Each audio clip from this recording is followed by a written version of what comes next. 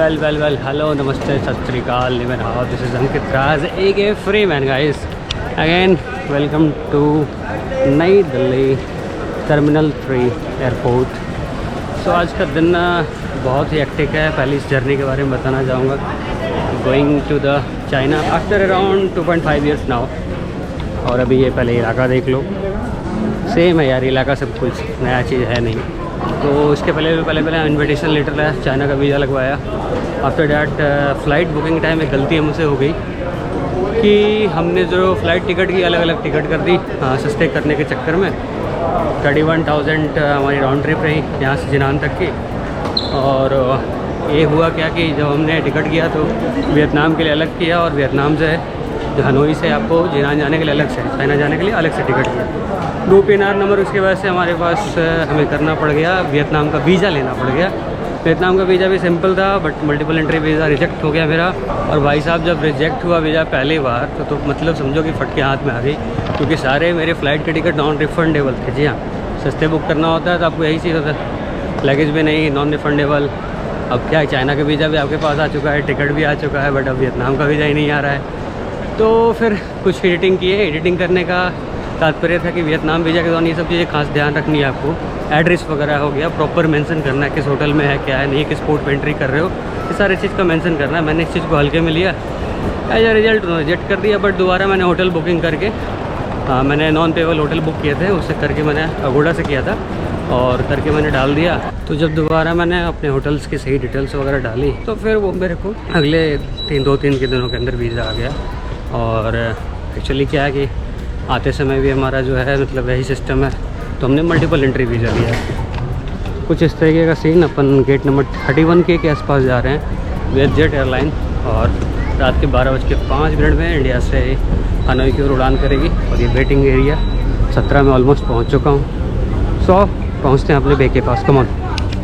हाँ तो दोस्तों स्टोरी अपडेट ये है कि अपन गेट के पास अपने पहुंच गए हैं। 12:05 की फ़्लाइट है, बस वेट कर रहे हैं। सीन क्या किया यार, अभी वियतनाम का क्या है ना कि बहुत ही सस्ती फ़्लाइट टिकट हो रही है इंडिया अप डाउन। ऑलमोस्ट मेरे को ये फ़्लाइट पड़ी 14,000 रुपये के आसपास की अप डाउन। आप जा सकते हो, आ सकते हो। वियतनाम का वीज़ा भी बड़ा ईजी है। और ये मेरे हाथ में यार आज का खाना यही सब चल रहा है, बर्गर वगैरह। जनरली सब चीज़ें मैं खाता हूँ नहीं, बट सीन ये है कि अभी जो फॉरेंसिक में हमारी पोस्टिंग थी, टाइम ही नहीं मिल रहा हूँ शाम तक। तो मैं फ्री हुआ हूँ, वो भी आज सैटरडे था तो किसी तरीके से टाइम मिल गया। अगर फुल डे रहती है हमारी 4-5 बजे, अगर मैं फ्री होता है यूजुअल टाइम पे तो बड़ी मुश्किल हो जाती। तो दोस्तों अब चलते हैं यहाँ से, बर्गर वगैरह खा के सब कुछ पहुँचते हैं वहाँ से हनोई। रास्ते में अपडेट देते हैं कुछ हनोई में कैसे क्या किया मैंने, क्या नहीं किया, वो भी अपडेट देता हूँ। सो और उसके बाद फिर चलेंगे China. So come on guys, बने रहिए हमारे साथ। सो यहाँ अब टाइम हो गया है जहाज़ पे चढ़ने का। कल यही फ़्लाइट यार 4 घंटे के आसपास लेट थी। तो कल हुआ था क्या कि दिल्ली में काफ़ी जोर की आंधी तूफ़ान आई थी। तो इस फ़्लाइट को हमारे सीनियर हैं वो जा रहे थे, उन्होंने कहा था कि उन्हें फ़्लाइट को लखनऊ भेजना पड़ा। लखनऊ से फीलिंग वगैरह होकर सुबह 4 बजे वो उड़ी है यहाँ से। तो अगर ये सेम स्टोरी आज होती तो फिर मेरी जो आगे की जो फ़्लाइट है वो तो छूट ही जाती, क्योंकि 4 घंटे मेरी मार्जिन है 4-5 घंटे की। तो थैंकफुली लकली ऐसा कुछ हुआ नहीं और अपन पहुँच गए सही टाइम पे। बाकी जय बजरंगबली, यात्रा मंगलमय हो। सो आइए बने रहिए और चलते हैं, पहुँचते हैं कौन गए। इस तरीके से अपन वियतजेट के एयरलाइन पे बैठे हुए। बिल्कुल आपको जो मलेशियन एयरलाइन की जो बड़ी एयरबस होती है ना, वो वाली बस है। समझिए कि 3 मतलब 333 का है, काफ़ी बड़ी सी है। मतलब लकली मैं तो जोड़ा था कि के होगा तो आइसली साइड की होगी, मतलब बिल्कुल साइड वाली सीट, विंडो साइड मिलेगी नहीं। बट लकली ये जो 3 के सेटिंग की वजह से मेरे को ये मिल गई है विंडो सीट सामने। ये ऐसी विंडो सीट है, चलेंगे। चलो आओ कमान।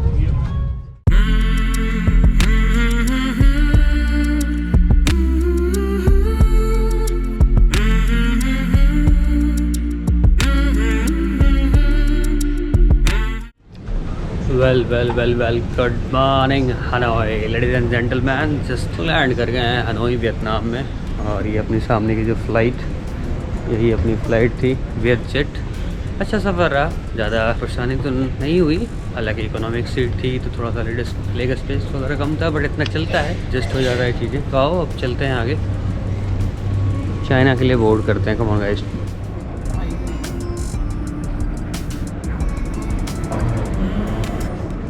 सो यहाँ पे एक और अपडेट ये है कि अगर आपको अलग अलग PNR वाला सिस्टम है और प्लस यहाँ ट्रांसफ़र वे वाली काउंटर भी थी, उसके बाद भी उन्होंने मेरे को अलाउ नहीं किया। उन्होंने कहा कि वीज़ा है तभी आप जा सकते हैं।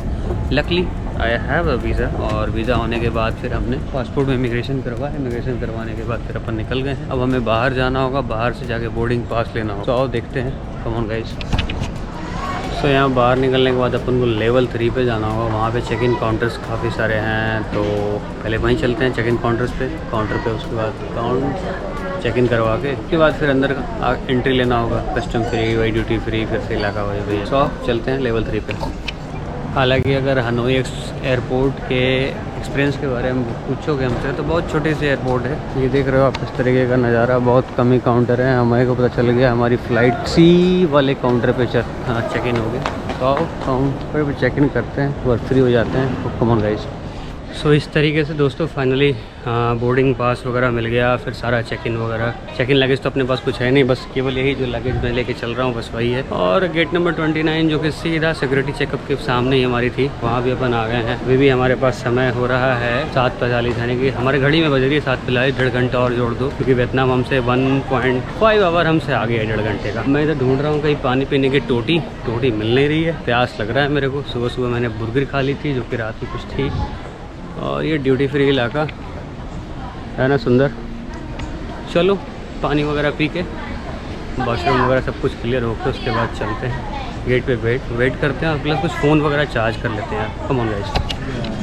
फाइनली वो समय आ गया है, हमारी फ़्लाइट लगी हुई है। ऑलरेडी लोग एंट्री कर ले रहे हैं गेट नंबर 29 से। लंबी लाइन है इसलिए मैं आराम से यहाँ बैठा हूँ चुपचाप। खैर कोई नहीं, लाइन थोड़ा ख़त्म हो जाए और उसके बाद चलेंगे और बैठेंगे। यहाँ से फिर ग्वांजाओ पहुँचेंगे। ग्वांजाओ से फिर लगता है 2 घंटे के बाद हमारी फ़्लाइट होगी चिल्लान के लिए। रात के 8 बज जाएगा। सो कम ऑन गाइस।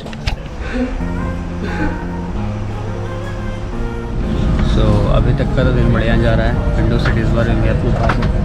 तो आज फिर अपन आसमान से ऊपर उड़ेंगे।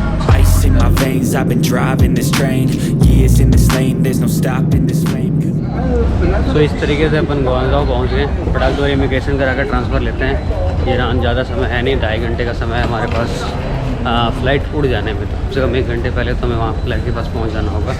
Let's come. लोग भागम भाग मची हुई है। आओ पहुँच। सो लाइफ अपडेट ये है यार कि फ़्लाइट कैंसिल हो गई। अब जो फ़्लाइट करीब मेरी लगता है 7 बजे के आसपास थी, अब हो गई रात के 9 बजे। अब B नंबर का गेट है, बट एग्जैक्ट गेट की लोकेशन नहीं बताया इन्होंने, तब क्या करूँ, भूख भी लगी हुई थी। तो यहाँ पे कुछ खाना इनको समझा दिया। अच्छी बात है कि थोड़ी थोड़ी चाइनीज़ आ रही थी, मैंने इनको बता दिया कि हाँ भाई अंडे के चाहिए आइटम्स और ये वो चाहिए, काम बन गया। तो आओ खाते हैं थोड़ा, उसके बाद चलते हैं कहीं। सो यार ऐसा है, मैं ढूंढते अब थक गया हूँ चीज़ें। अब चलता हूँ कहीं, बैठूँगा आराम से 2-3 घंटे। हो सके तो नींद भी आ जाए तो बेटर है, मतलब सो लूँगा।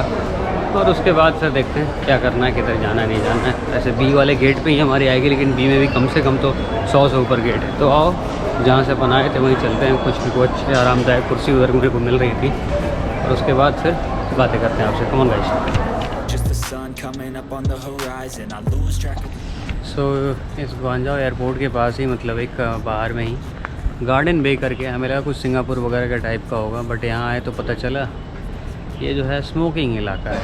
सही है ना, प्राकृतिक के साथ आप स्मोकिंग कीजिए मज़े से खुले में। कई सारे लोग यहाँ स्मोकिंग मस्त कर रहे हैं, और मैं तो लगा कि चलो कुछ बाहर आराम से बैठूँगा, कुछ फ्रेश एयर मिलेगी। बट यहाँ और भी अपने फेफड़े को काले करने की चीज़ है। वैसे ऑलरेडी हो चुकी है, दिल्ली में रहने से वही होता है। 100 चलते हैं अंदर। Come on guys. और चाइना में एक बड़े ही गजब टेक्नोलॉजी के साथ सामना हुआ है। कई बार होता है कि आप बड़े एयरपोर्ट पे जाते हो तो आप भुला जाते हो, कई सारी चीज़ें होती है, कौन किधर जाना है नहीं जाना है समझ में नहीं आता है। तो इन सब चीज़ के लिए बहुत बढ़िया है, ड्यूअल लैंग्वेज में है। लैंग्वेज हमारी इंग्लिश ऑलरेडी सेट कर रखी है। अगर हमें मेरी फ़्लाइट के बारे में देखना है, मस्त इस तरीके से स्कैन करो, सर्टिफिकेट, बोर्डिंग पास वगैरह सब जनरेट हो जाएगा।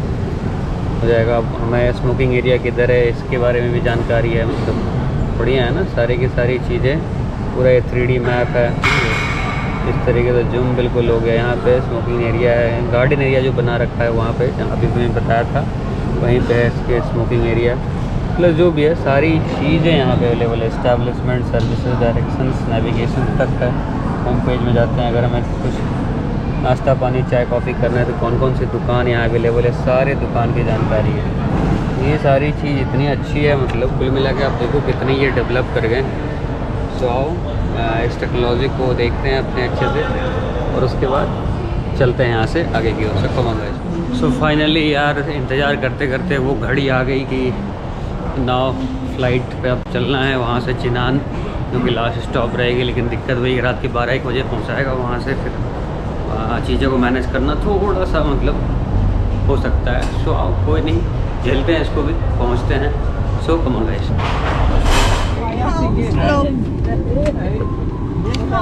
सो फाइनली आज की जितनी फ़्लाइट है सबकी आज फालतू सेट यही मिली, आज बीच वाला सेट मिला है, बट अभी समय गुजारने पड़ेंगे। तो लेट्स कम एंड पहुँचते हैं जिनान, उसके बाद आपको मिलते हैं वहाँ नए ब्लॉग में। ये ब्लॉग यहीं तक रहेगा। सो बाय बाय, टेक केयर।